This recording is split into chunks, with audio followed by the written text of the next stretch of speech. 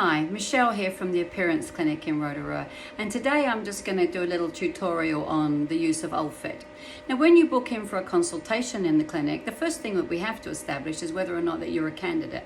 Not everybody is. So if you come in and you've got some certain conditions that we're looking for, scleroderma, etc., or you have a low body mass index, perhaps diabetes, or you don't have your estrogen, and you don't have ovaries, these are things that are contraindicated in the use of Ulfit. So those of you that are watching or might have done some research to establish, how does this technology work?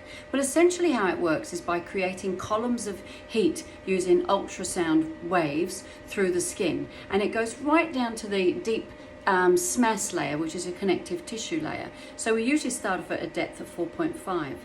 So for the first thing when you come into the clinic here, what we're going to do is have a chat with you about A, how it works, 2, whether or not you're a candidate, and 3, what are the areas that you'd like to focus on.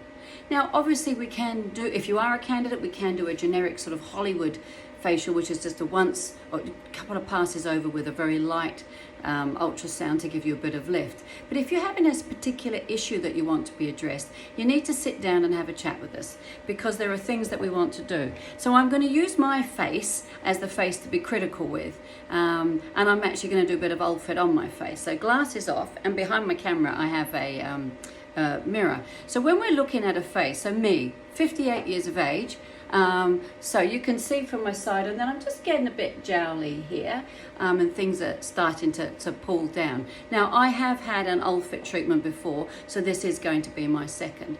So when we look at this face, what don't we want to diminish? What don't we want to reduce? My cheeks.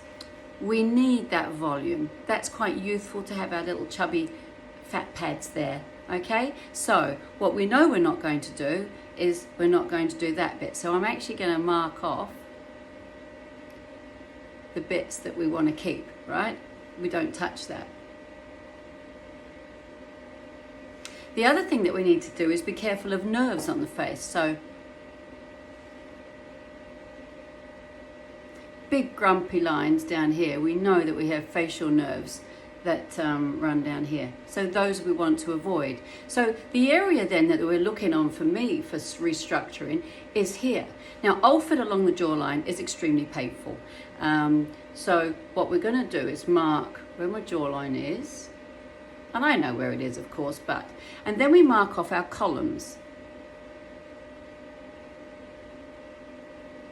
So we know that we're going to have 1, 2, 3, and possibly 4 columns going up here, and that I will push the skin over the jawbone and then take it up, avoiding obviously my fat pad.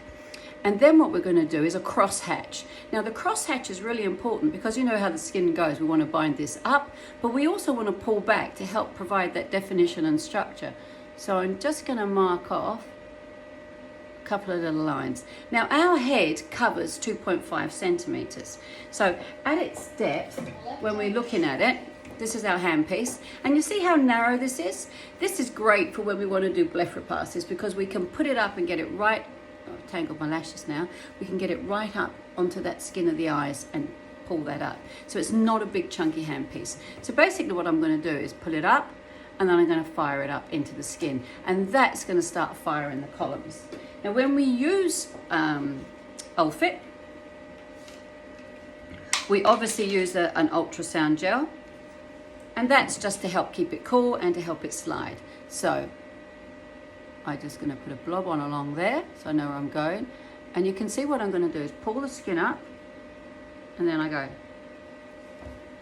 ready. I press ready. So skin up.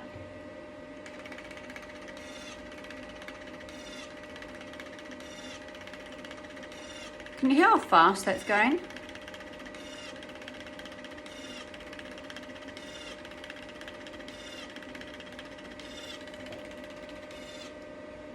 It's 11 shots. So now I go to my next column, pull the skin up, so I avoid the jawbone. And you feel like a heat prickle.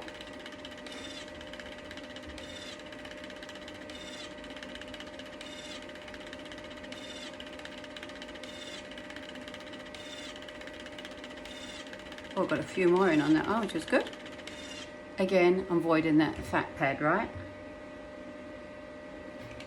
Now, the less subcutaneous tissue you have, the more intense it feels.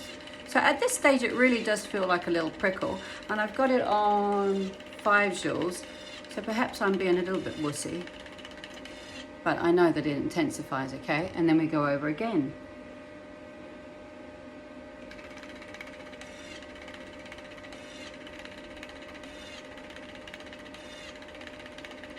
And it does, on the second pass, start to feel more intense.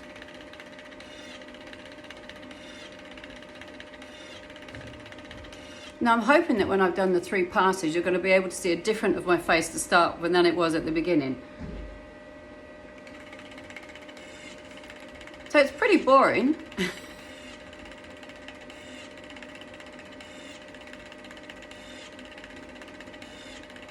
But now it's getting a bit prickly, okay? And it's not, it's not like IPL, it's not like laser. It is an unusual sensation, but as you can see, it's not that painful at the moment.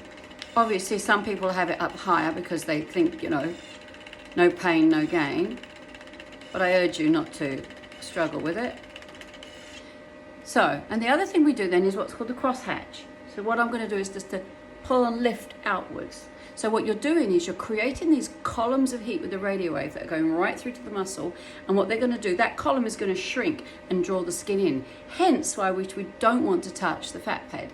So I'm going to carry on and do this and not bore you, but I will post some before and after pictures and you can make a judgment call for yourself. So if you're interested for Ulfit, book in with any one of us. Nilamani, Ashley or myself, and then we'll take you through the process, and you know, we'll give you an honest opinion, so don't mean to offend, but we need to take a look and say, well, these are the things we think we need to address. So have a good day, everyone. Bye.